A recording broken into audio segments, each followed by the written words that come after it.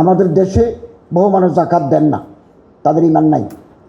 একেবারে according to Quran and হাদিস টেনেটস of Islam 1,00,000 কোটি টাকা জাকাত যদি আদায় হয়, এগুলো যদি প্রপার ডিস্ট্রিবিউশন হয়, তাহলে দরিদ্রতা বিমোচনে গুরুত্বপূর্ণ ভূমিকা পালন করবে। জাকাত ইসলামের পঞ্চস্তম্ভের মধ্যে আরকানে খামসার ভিতরে একটা গুরুত্বপূর্ণ রুকুন হচ্ছে জাকাত, আকিমুস সালাত ওয়া আতুজ জাকাত। কিন্তু বহু বছর যাবত ইসলামের 1,500 বছরের ইতিহাসে 1,000 বছর পর্যন্ত জাকাত আদায় হতো রাষ্ট্রীয় নির্দেশনায়, রাষ্ট্রীয় কাঠামোর মধ্যে। খোলাফায়ে রাশিদিন, উমাইয়া, আব্বাসীয়, এমনকি ওসমানিয়া খেলাফত পর্যন্ত, স্পেনেও রাষ্ট্রীয়ভাবে জাকাত আহরণ হতো, রাষ্ট্রীয়ভাবে জাকাত বিতরণ করা হতো। কিন্তু পরবর্তী সময়ে যখন ব্রিটিশ রুল অথবা মুঘল রুল আসলো, এটা আর থাকলো না, ফরজ হয়ে গেল নফল। জাকাত যদি প্রপারলি ক্যালকুলেশন করে আহরণ এবং বিতরণ করা হয়, জনাব ডক্টর মোহাম্মদ আইয়ুব মিয়া সাহেব যে কথাটা বললেন, 1,00,000 কোটি টাকা জাকাত যদি আদায় হয়, এগুলো যদি প্রপার ডিস্ট্রিবিউশন হয়, তাহলে দরিদ্রতা বিমোচনে গুরুত্বপূর্ণ ভূমিকা পালন করবে।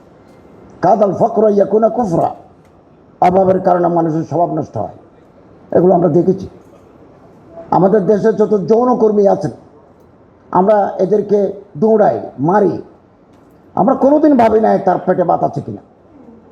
কেন অভিজাত এলাকায় বিশ্ববিদ্যালয়ের ছাত্রীরা ঘুরে বেড়ায়? ডিউ টু পভার্টি, দরিদ্রতার কারণে। এবং আমাদের দেশে যৌন কর্মকে পেশা হিসেবে নেওয়ার একটা দুঃখজনক প্রবণতা আমরা লক্ষ্য করছি। আমরা পেশার পরিবর্তন চাই। আমরা তাদেরকে যদি অন্নসংস্থান, কর্মসংস্থানের ব্যবস্থা করতে পারি, তাহলে এই আদিম পেশা থেকে তারা মুক্তি পাবে, এবং সেটা জাকাতের মাধ্যমে সম্ভব। আমাদের দেশে বহু মানুষ জাকাত দেন না, তাদের ইমান নাই। একেবারে অ্যাকর্ডিং টু কোরআন অ্যান্ড হাদিস টেনেটস অফ ইসলাম, যারা জাকাত দেয় না, মানে না, তারা বিলিভার নয়। মানে দেয় না মুনাফিক, মানে দেয় পাক্কা ইমানদার। বহু ধনী ব্যক্তি আছেন, ক্যালকুলেশন করে জাকাত দেন না, দেন একটা থোক বরাদ্দ দেন, কিন্তু এই জাকাত না দিলে কি যে ভয়াবহ শাস্তি আছে, এটা আমরা অনেকেই জানি না। এটা আল্লাহর কাছে জবাব দিতে হবে। এবং আপনাদের ম্যাগাজিনেও আছে, জাকাত চ্যারিটি নয়, জাকাত গরিবের হক। ওফি আমওয়ালিহিম হক্কুম মালুম লিসাইল ওয়াল মাহরুম। সমাজের বঞ্চিত, সুবিধা বঞ্চিত সমাজের দরিদ্র জনগোষ্ঠীর হক আছে ধনীদের সম্পদ। এটা পবিত্র কোরআনের নির্দেশনা। এরকম একটা গুরুত্বপূর্ণ ব্যাপার বহুদিন যাবৎ উপেক্ষিত। আমরা সচেষ্ট হব, অ্যাওয়ারনেস, সচেতনতা আমরা তৈরি করব। কারণ দরিদ্রতা, আমি একজন শিক্ষক, আমি মাদ্রাসায় শিক্ষকতা করেছি, কলেজে আমি জীবন কাটিয়েছি, রাষ্ট্রীয় দায়িত্বে আসার পর্যন্ত আমি একটা ইউনিভার্সিটিতে শিক্ষকতা করেছি, বিভাগীয় প্রধানও ছিলাম।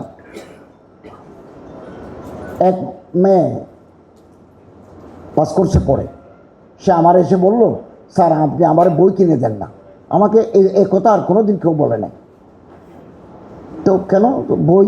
বলো, আমার তো বাবা নাই, মা অসুস্থ, আমার বই কেনার সামর্থ্য নাই। আমি তাকে বই কিনে দিয়েছি। চট্টগ্রাম বিশ্ববিদ্যালয়ে লতে পড়ে, বাড়ি বরিশাল, আসে না, ভালো স্টুডেন্ট, আসে না।